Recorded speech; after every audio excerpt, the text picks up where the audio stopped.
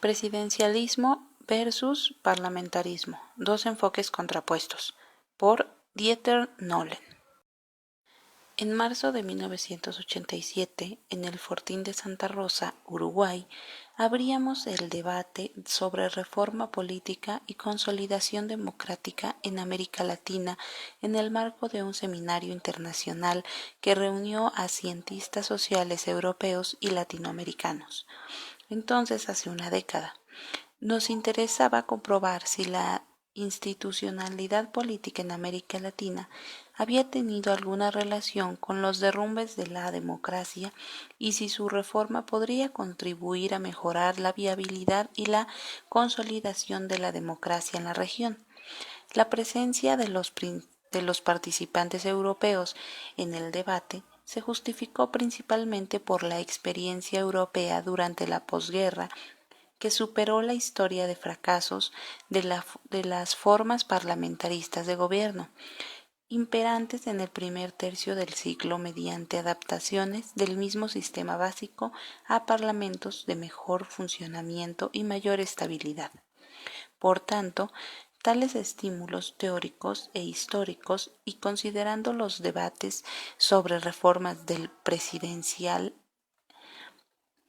en algunos países de América del Sur, especialmente Chile y Argentina.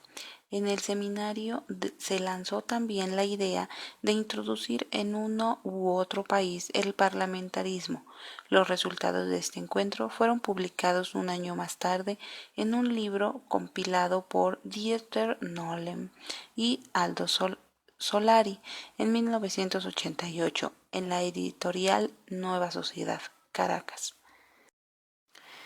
En el mismo año, 1987, Juan J. Liss publicaba la primera versión de su muy difundido e influyente artículo ¿El gobierno presidencial y el gobierno parlamentario hacen una diferencia?, en el que, junto con subrayar la diferencia entre ambas formas de gobierno, especialmente respecto a sus efectos, destaca el rol negativo del presidencialismo en América Latina como causante del derrumbe de las democracias, como elemento que impide dificulta la transición a la democracia y como estructura que hace problemática la consolidación de la democracia. Consecuentemente, Juan Liss se pronuncia decididamente en favor de la introducción al parlamentarismo en América Latina, fomentando vigorosamente este proyecto tanto a nivel académico como en la esfera del consulting político. La aparición del tema institucional en el debate politológico sobre la transición y consolidación democrática en América Latina originó el perfilamiento paulatino de una modalidad de enfoque sobre sus aspectos conceptuales y metodológicos, así como respecto de las consecuencias que los esforzosos teóricos tendrían en el desarrollo político de la región. Estas líneas de estudio sobre los regímenes políticos encontrarían su expresión más elocuente en dos compilaciones publicadas en 1991 y 1994. Así, en 1991, en el libro Presidencialismo versus Parlamentarismo, compilado por Dieter Nolen y Mario Fernández. Véase también Nolen 1991. Se señalaron nítidamente las diferencias metodológicas e históricas que diferenciaban a los enfoques sobre los sistemas de gobierno en América Latina y se analizaron con gran detalle las posibilidades de reforma del presidencialismo en América Latina, haciendo hincapié en las formas muy variadas de ese tipo de sistemas políticos que habría que considerar para emprender tales proyectos de reforma en cada caso nacional. Ahogando en este punto Ahondando en este punto, en el estudio se proponía poner más énfasis en la idea de adaptar más que reformar los sistemas presidenciales en el sentido de alcanzar patrones de mejor funcionamiento. Por otra parte, en el libro se destacaba la importancia de los comportamientos de los actos políticos como variable de importancia respecto al routing de las instituciones. Se llamaba la atención sobre los cambios reales en cuanto a la actitudinal, especialmente en los procesos de formación de coaliciones de gobierno o especies de tipo de gobiernos por mayoría multicolor en Chile, Bolivia y Uruguay, y se afirmaba que, incluso cuando ni siquiera en un solo país se producían reformas constitucionales en cuanto al tipo del sistema político vigente, el mero debate institucional podría tener el efecto de mejorar la comprensión de lo institucional como restricción y recurso por parte de los actores políticos y así contribuir al objetivo principal, la consolidación de la democracia. En el año 1994 se publicó el estudio de Juan Lis y los investigadores que participaron en dos seminarios internacionales sobre el tema en 1989 y 1990, en Washington y Santiago de Chile. En esta obra, el enfoque y objetivo del pensamiento parlamentarista de Lis se vio ratificado y aún más acentuado por el propio título de la obra colectiva compilada por Juan Lis y Arturo Valenzuela.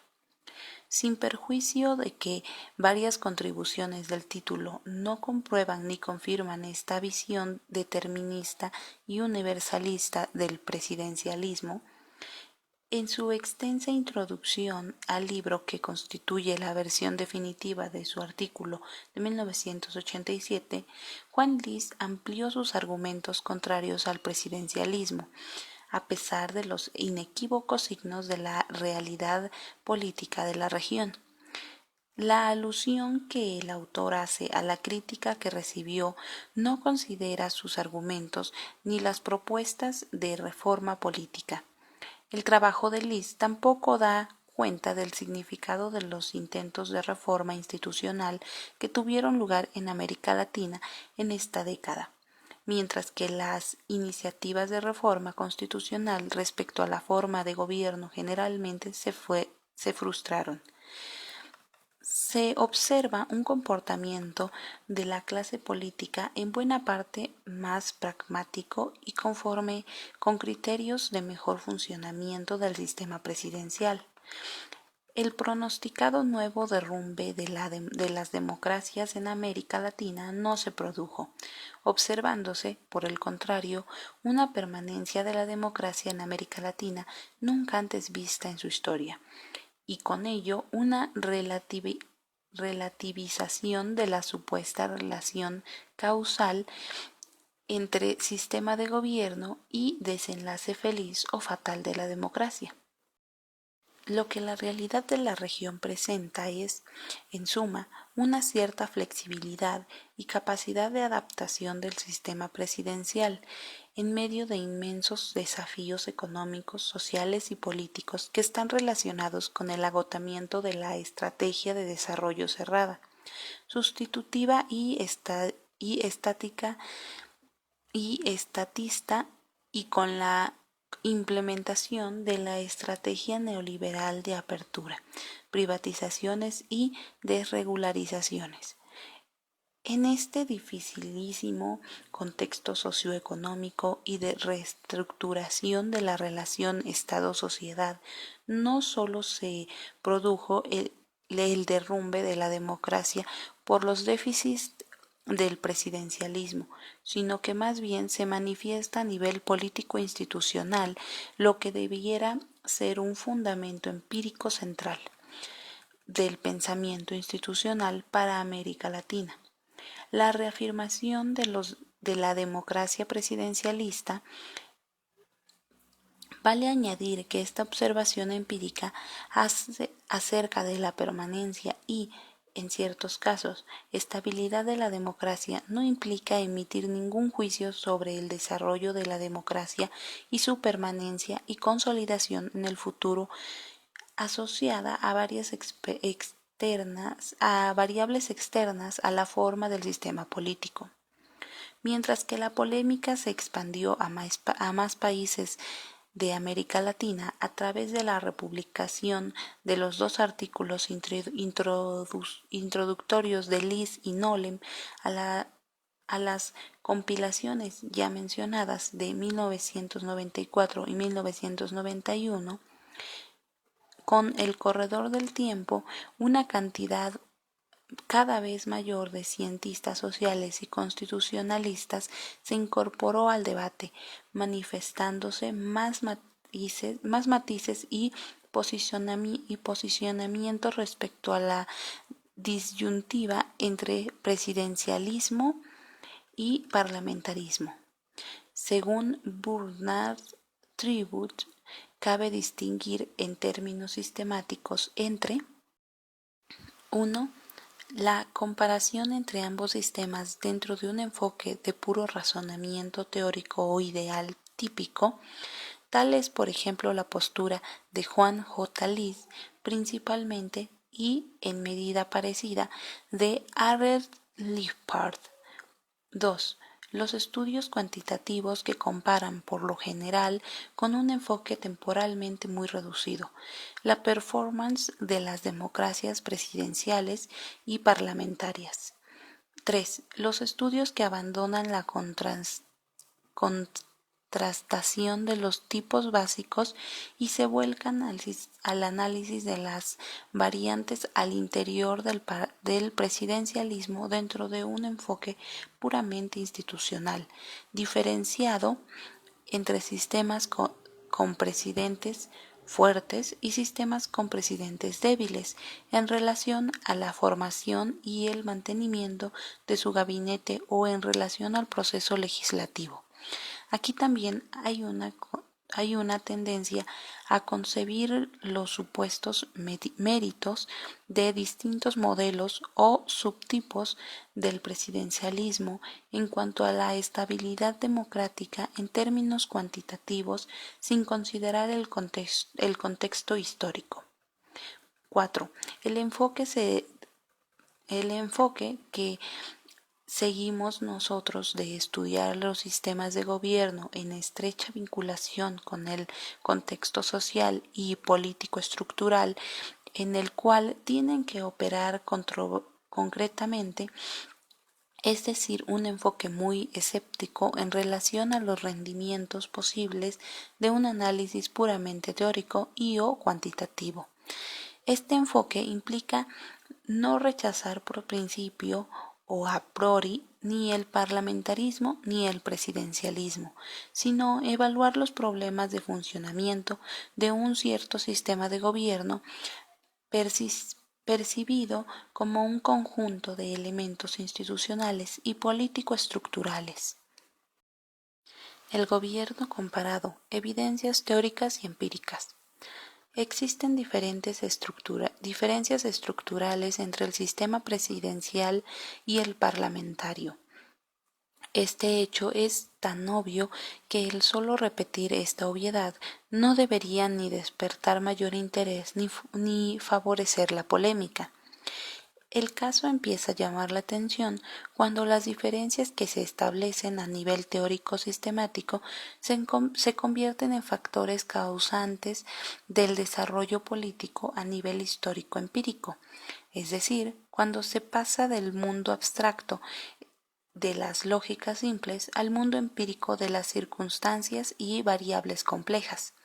El mundo abstracto es el reino de las teorías universalistas, el mundo histórico de las teorías de menor alcance, de las explicaciones contextuales o contingentes.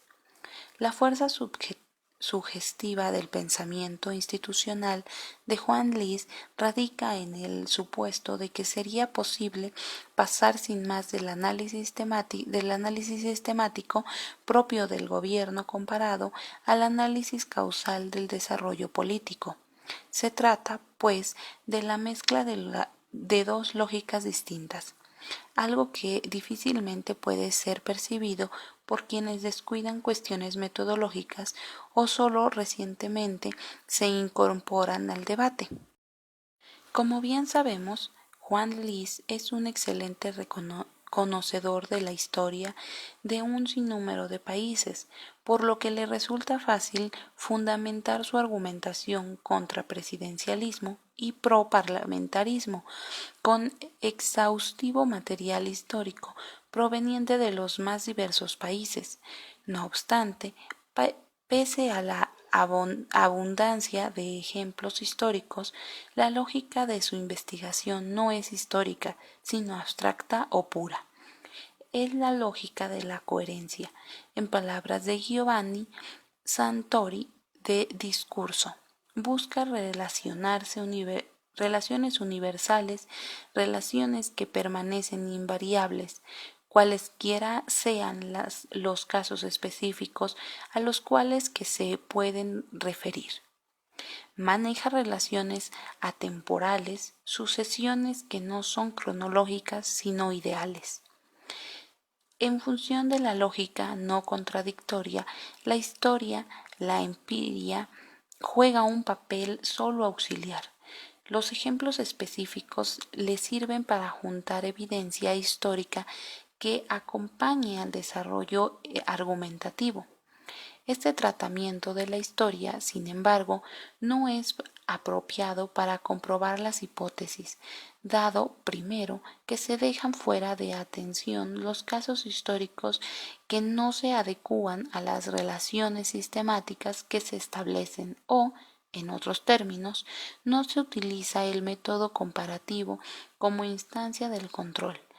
Y segundo, que los ejemplos ilustrativos tomados en cuenta contratados bajo el supuesto del ceteris paribus, mientras que para bien comprender la historia y las relaciones que estamos estudiando, hay que presumir en ceteris non paribus la lógica de la razón se contrapone a la lógica de lo razonable. Siguiendo a Sartori, 1992-151, podemos incluir que las relaciones universales y atemporales formuladas para una lógica pura no valen para una lógica empírica, sino están debidamente ponderadas. Así, parece extremadamente discutible el supuesto de que la lógica que establece la diferencia entre presidencialismo y parlamentarismo y la validez de la opción parlamentarista sea capaz de resolver el problema planteado de la opción más adecuada de entre las formas de gobierno, problema que requiere un conocimiento empírico, o sea histórico más integral, una comprensión de todo el contexto específico y especialmente de las relaciones vinculadas con el fenómeno o la relación que estamos estudiando. Causalidad y pronóstico. La importancia de estas consideraciones metodológicas se evidencia en el examen de una de las tesis centrales del pensamiento parlamentarista. Se trata de la tesis lanzada por Arturo Valenzuela de que la democracia en Chile habría sobrevivido si en esa época el país andino hubiera contado con un sistema parlamentario. ¿Fue el presidencialismo el causante del derrumbe de la democracia chilena? Siguiendo esta lógica hipotética, la historia en Chile nos conduce a pensar de inmediato en otros supuestos de tipo counterfactual, como por ejemplo,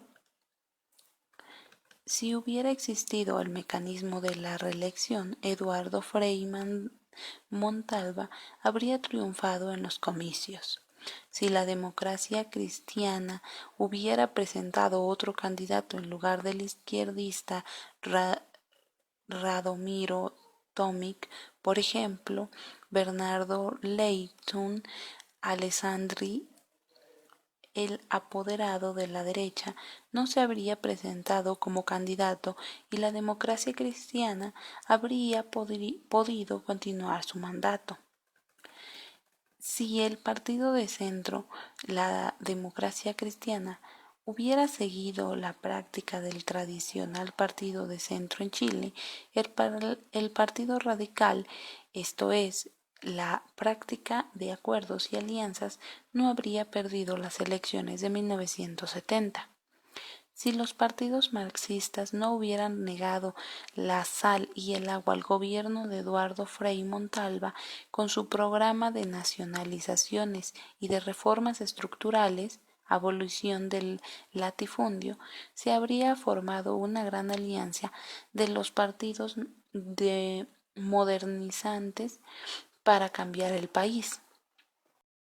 En todos estos supuestos casos, entre otros, la democracia chilena habría podido sobrevivir.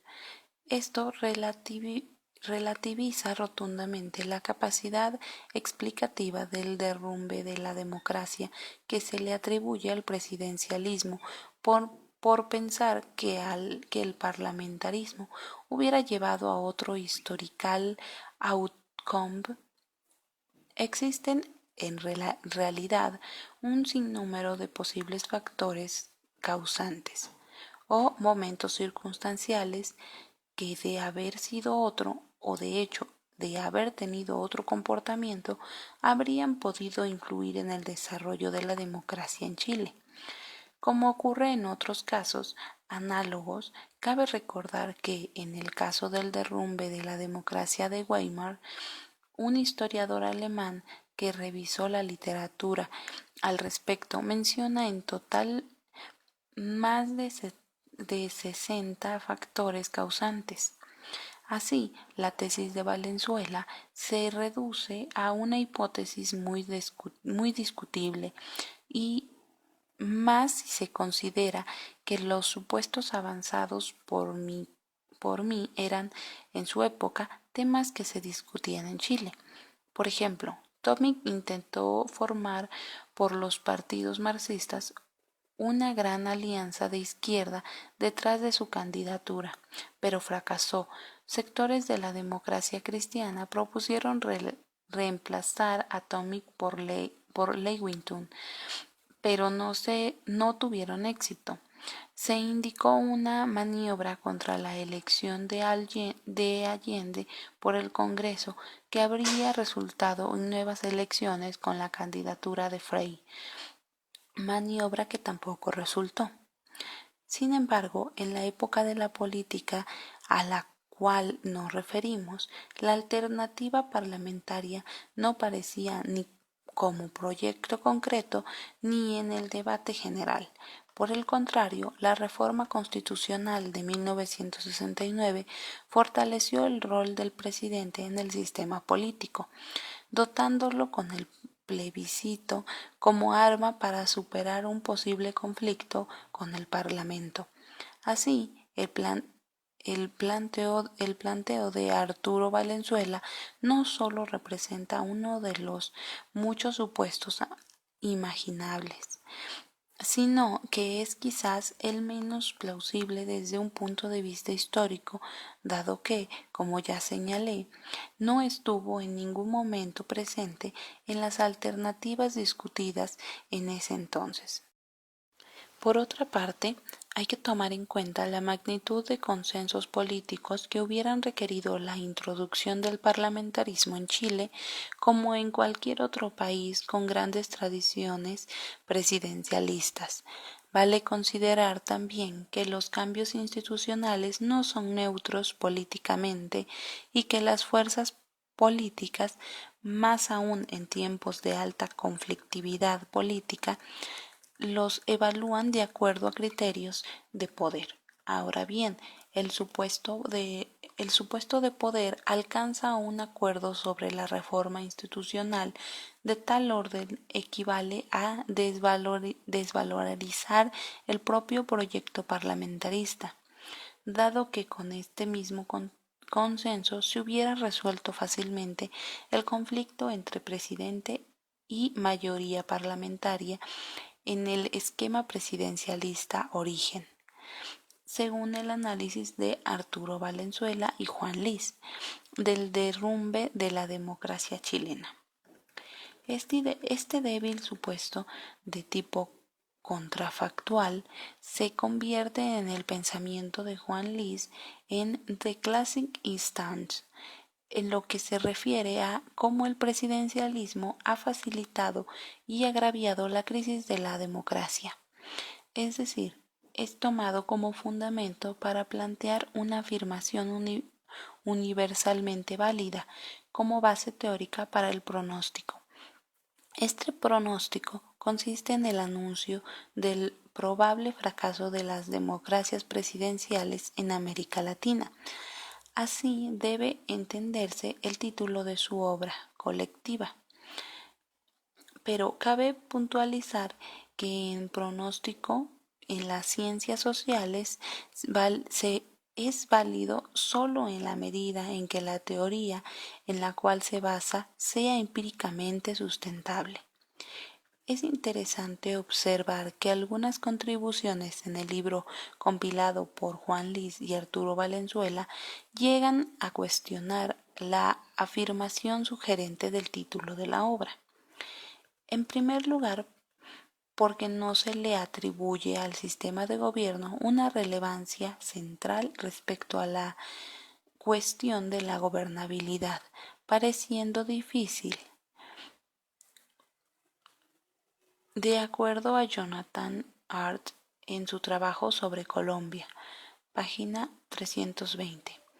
En segundo lugar, porque en América Latina existe una fuerte tradición de forma de gobierno presidencialista que se relaciona estrechamente con la cultura política de los países representativos, como argumenta Cindy McClintock en su trabajo sobre Perú, página 389.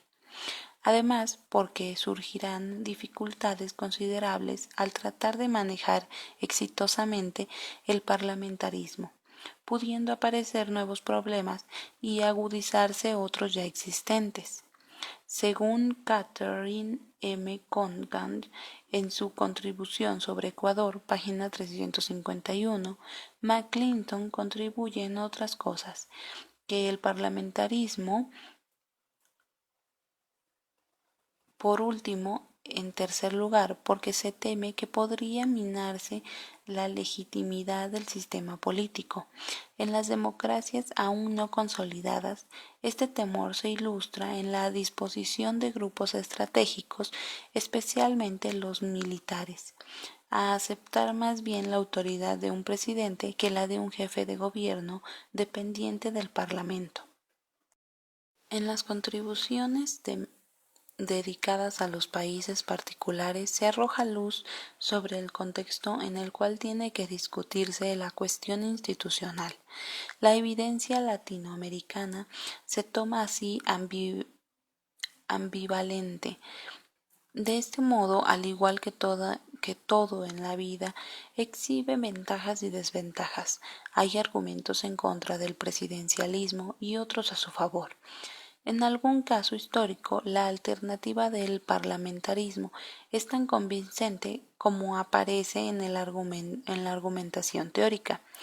Pruebas con este sentido brindan los escasos resultados de introducir reformas en dirección parlamentaria hasta el presente. Del cuestionamiento coyuntural del presidencialismo en la ciencia política no ha surgido hasta ahora ninguna reforma estructural de tipo parlamentaria en América Latina, quedando por verse si más bien o para mal de la consolidación democrática.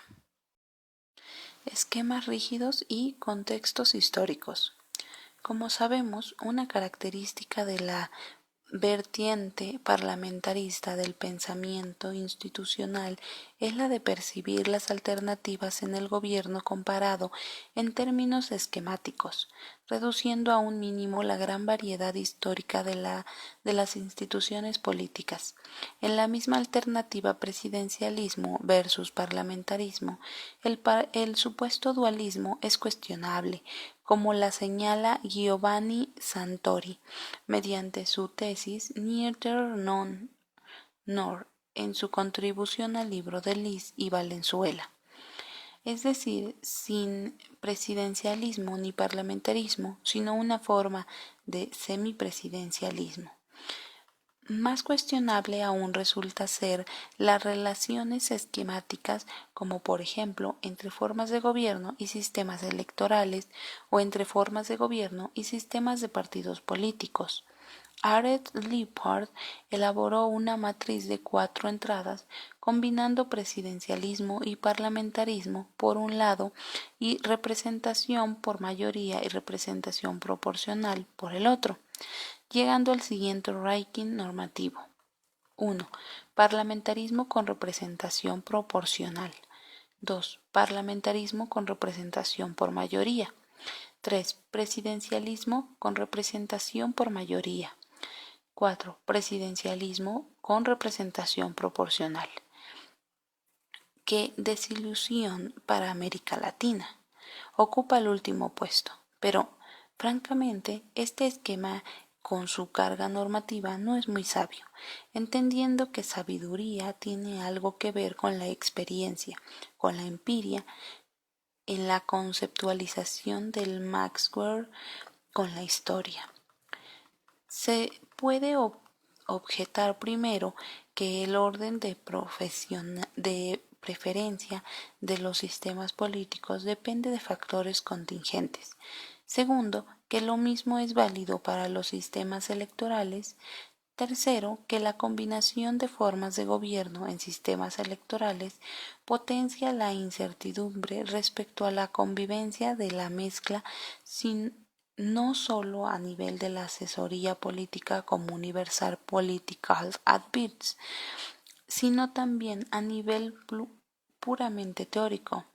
No veo posibilidad ninguna de establecer un orden que pone el parlamentarismo con representación proporcional por encima del parlamentarismo con representación mayoritaria. Por lo demás, las categorías utilizadas son demasiado amplias para permitir conclusiones normativas precisas.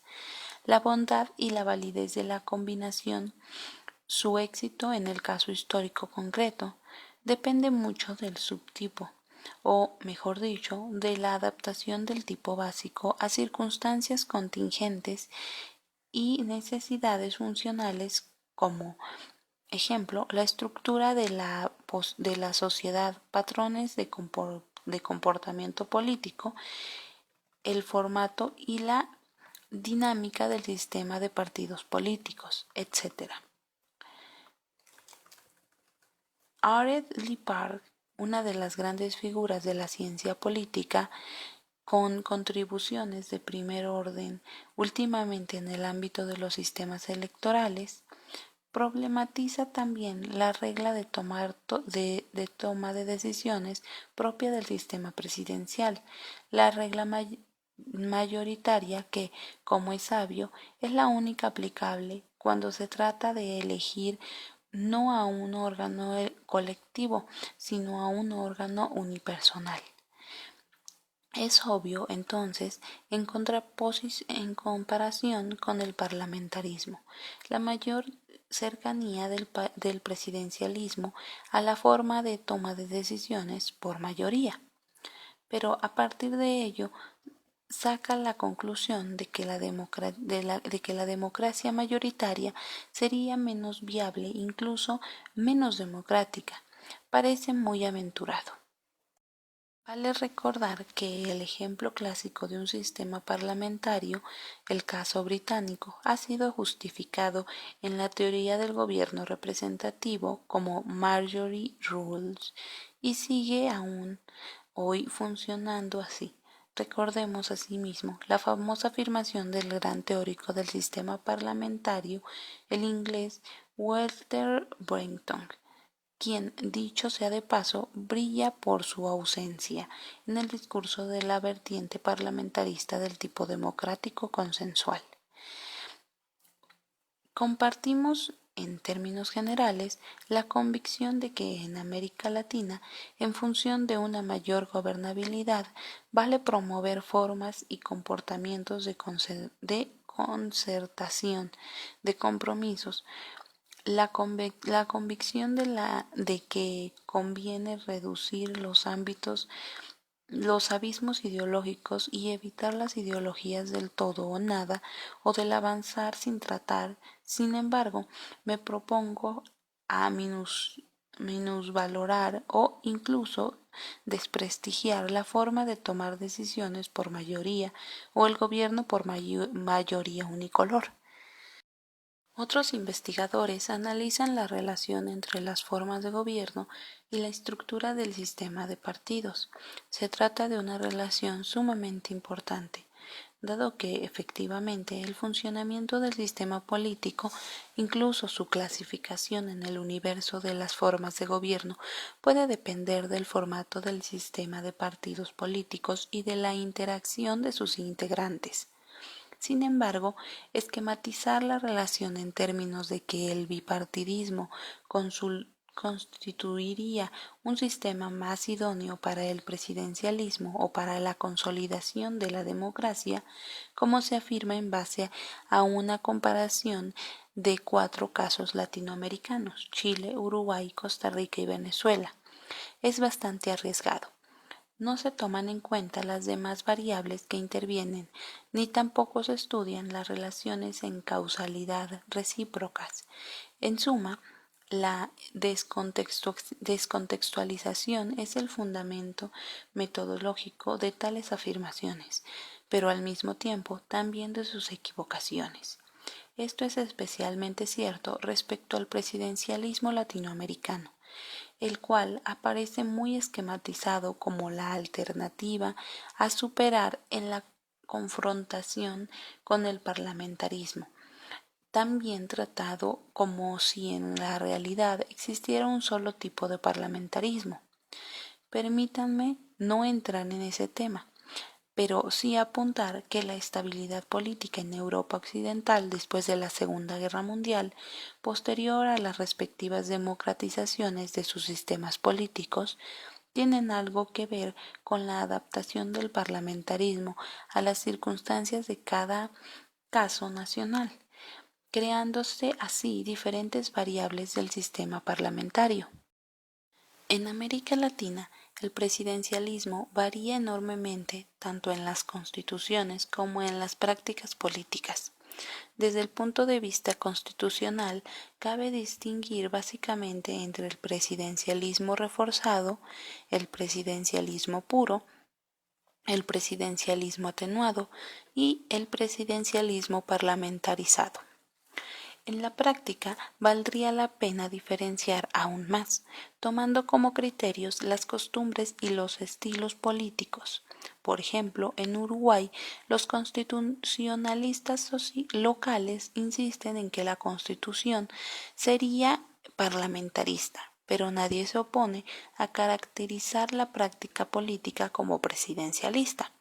La mayor o menor jerarquización del sistema, la organización del Ejecutivo, es decir, la relación presidente-gabinete, siempre que éste exista, y la relación presidente-parlamento, mediante por el sistema de partidos políticos, influida por la distancia ideológica entre ellos, y la composición política del Parlamento, afectada por el sistema electoral, etc. En suma, más allá de lo característico del presidencialismo, que sirve para distinguirlo del parlamentarismo en términos categoriales, existe dentro del presidencialismo las más diversas combinaciones respecto a la relación de los órganos políticos, el presidente y el parlamento, sus orígenes, funciones, modos de interacción, etc. Ante esta situación, y más aún cuando el objetivo es reformar la relación existente, es imperioso contextualizar el debate. Balance final. Como conclusión, puede formularse unas observaciones finales. La polémica reproducida exhibe un cuadro de marcados antagonismos. Por un lado, la negación del presidencialismo. Por otro lado, una apreciación histórica del presidencialismo, sus logros, recursos, limitaciones y falencias según el tiempo y el lugar. Por un lado, el análisis monocausal y unidireccional basado en la adjudicación de un valor dominante a la variable institucional. Por otro lado, el diagnóstico multicausal y de causalidad circular, basado en la convicción de que existe una interrelación e independencia de los factores y que la institucionalidad política es sólo un factor importante, sí, pero relativizado a la vez por otros, como por ejemplo la cultura política, el desarrollo económico y social, la historia propia de los diferentes países, sus experiencias y aprendizajes, la estructura del Estado y demás factores, los cuales son quizá más importantes que el factor institucional mismo. Por un lado, la recomendación de dar un salto categorial de un sistema de gobierno al tipo alternativo. Por otro, la recomendación de formas incrementales de adaptación del presidencialismo a los desafíos de un mejor funcionamiento y mayor gobernabilidad, sin excluir por eso reformas que van más allá de la modalidad de adaptación, siempre y cuando esto resulte conveniente en el caso concreto en cuestión. Por un lado, la valorización de las propuestas de reforma de acuerdo a criterios de medición de la distancia entre estas propuestas y la receta general de un sistema parlamentario. Por otro, la valorización de las diferentes propuestas según parlamentos de la teoría gobierno comparado y que consideran seriamente los contextos concretos y elementos específicos del país en cuestión. Sin embargo, mientras que la polémica es antagónica, las alternativas se diferencian entre sí. Por un lado, la rigidez, por otro lado, la flexibilidad de una propuesta que aun cuando se pronuncia en favor de adecuaciones de los sistemas políticos dentro del molde presidencialista que los caracteriza, no descarta de ninguna manera reformas que pongan en tela de juicio el molde presidencialista y avancen más en dirección a un sistema mixto o o hacia procesos de reforma que lleguen finalmente al parlamentarismo. No obstante, hay que estudiar bien los pro y los contra. Cuando la imagen del Parlamento es mala, peor que la del presidente de turno, cuando la imagen de los partidos políticos es mala, peor que la del Ejecutivo en ejercicio, cuando la imagen de los políticos es mala, peor que la del personal ejecutivo, señalan muchos sondeos. Difícilmente puede imaginarse que el parlamentarismo pueda conducir a una mayor consolidación de la democracia. La recomendación no consiste, pues, en primer lugar en un molde de sistema político, sino en el método de debatir, diseñar y consensuar reformas con viabilidad política y que, por supuesto, no pongan en peligro lo ya logrado, la frágil permanencia de la democracia en América Latina. La propuesta de reforma tiene que respetar tradiciones políticas, culturales, políticas y estructuras políticas, características propias de cada caso nacional. Esta precaución es imperiosa. La alternativa presidencialismo-parlamentarismo sugiere la existencia y oportunidad de una receta mágica. No es así. El problema es más complejo, la historia más rica, la capacidad social tecnológica más restringida y mucho mayor la responsabilidad de aquellos que propician e implementan reformas en el sistema político, dado que, en definitiva, son las sociedades latinoamericanas mismas las cuales disfrutarán o padecerán las consecuencias de toda reforma o no reforma política.